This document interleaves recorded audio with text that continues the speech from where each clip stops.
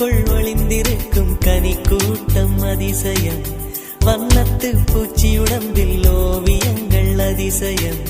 துளை செல்லும் காற்று மெல்லிசையாதல் அதிசயம். குருநாதர் இல்லாத குயில் பாட்டு அதிசயம். அதிசயமே அசந்து போகும் நீ எந்த அதிசயம். கல் தோன்றி மண் தோன்றி கடல் தோன்றும் முன்னாலே